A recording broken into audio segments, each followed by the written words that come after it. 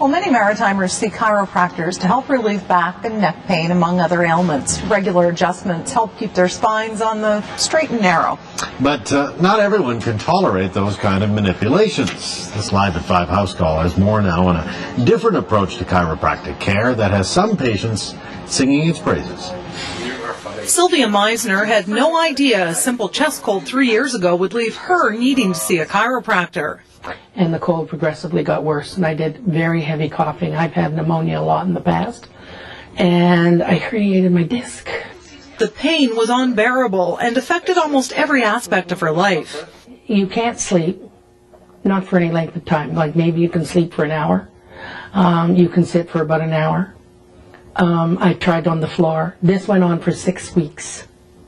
That I had very little sleep because I would end up walking the floor at night because there was just too much pain. One more level there. That pain brought her to see Mark Baker. He's one of only a couple maritime chiropractors practicing Cox Decompression Therapy.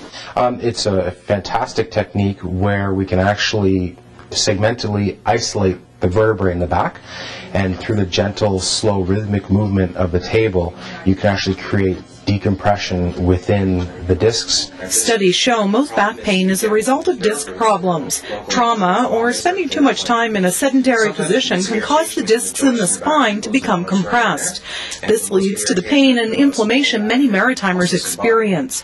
Using the specialized table, Mark works to decompress those discs. Not only can you treat low back or lumbar disc herniations, disc bulges, and degenerative disc disease, but you can also work on neck problems, neck bulges, neck herniations, and neck degenerative disc disease.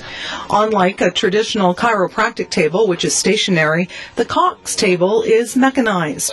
Mark puts his patients through a range of motion, up and down, side to side. Traditional chiropractic involves more high-velocity manipulations throughout the spine.